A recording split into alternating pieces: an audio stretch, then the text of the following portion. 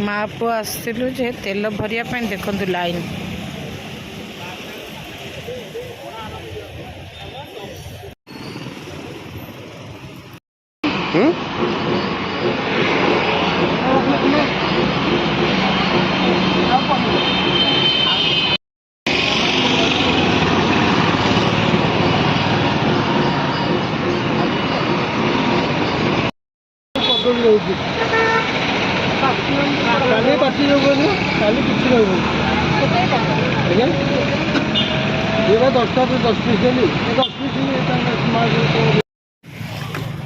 गहड़ी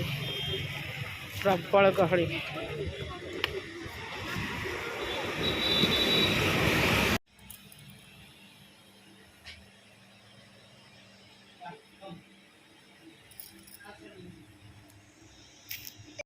कहले हे राजन आम गोटे मंत्र कहलु से मंत्र को भक्तरे जप करेंगे फल गोटे कन्या हे से कन्या बढ़ती क्रमे सावित्री को 8 वर्ष है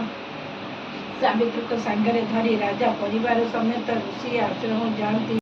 मैंने समस्त सावित्री व्रतर अनेक अनेक शुभेच्छा और शुभकामना मु मंदिर जाए ना कहीं मंदिर तो बही पढ़ती घरे से बहीटा पढ़ीदेवी आउ ए शाढ़ी जो पिंधि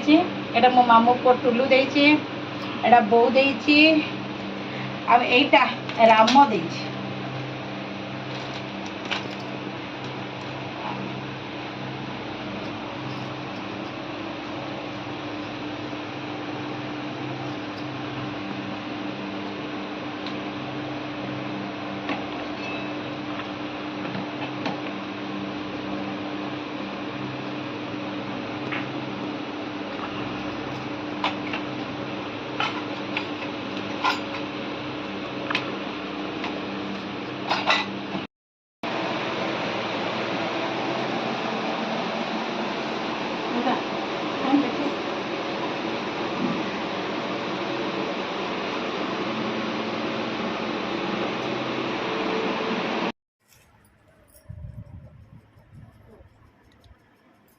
जय जगन्नाथ। आज पवित्र सावित्री अमावास्या आम ओडिशा बहुत फेमस यहाँ ही सब बड़ पूजा आज दिन में माँ भौणी मैंने सब घरे घरे करते आ बहुत आदर सहतार करते ये दिन वर्षे वर्षे अपेक्षा रोचे आज दिन के आसो माँ भौणी मैंने तो ये पूजा बहुत भल लगे एमती पूजा परंपरा चलु था जगन्नाथ दया सदा सर्वदा समस्त चलो प्रसाद सेवन करवा। जय जगन्नाथ।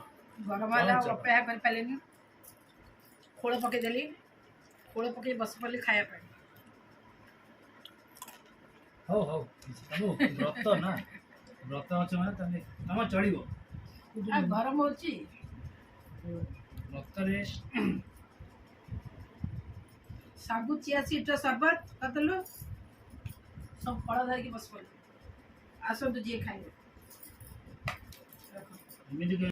मुग पठे बहुत चूरी की मत अधा देला सी अधा रखिले सब वर्ष एवं माई पठे दौन मुग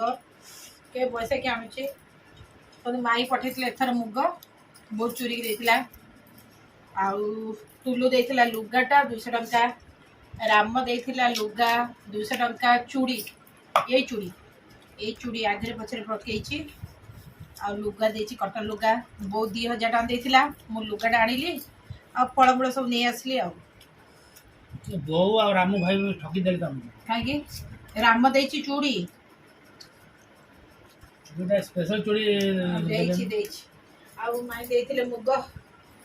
तो खाइदेलु गाँ मुग माई अमल करते बिलरे हेतिला हां तांके परिश्रम करथिले आ माने किना मुग एटा जो खाउचे हमें किना मुग नो एटा बिलर मुगटा भलो तो डाली रो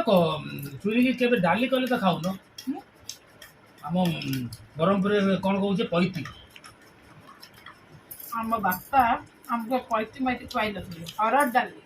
ओहो हरड डाली चोपा छडा पालिश कर तुम खाइदिलो मु गाँव बहुत कम हमर सबु जन हरड मु गाँव गले हम पैती खाउछु हम जेजेमा पैती खुआई छी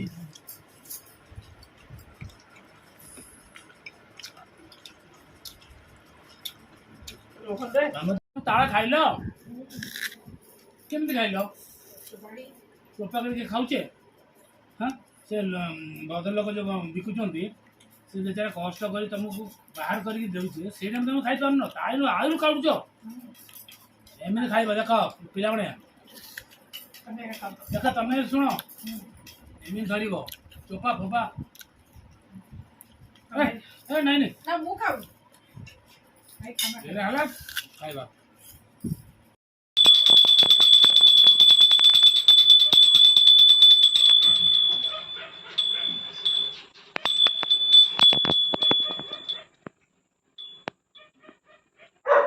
ନମସ୍କାର ସାଙ୍ଗମାନେ ସନ୍ଧ୍ୟାବତୀ ଦେଇସାରିଲି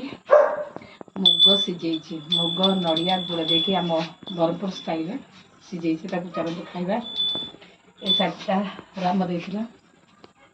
କେମିତି ଲାଗୁଛି କହିବା ମଟନ ଶାଗଟା ଭଲ ଅଛି ଚାଲନ୍ତୁ ମୁଗ ସିଝା ଖାଇବା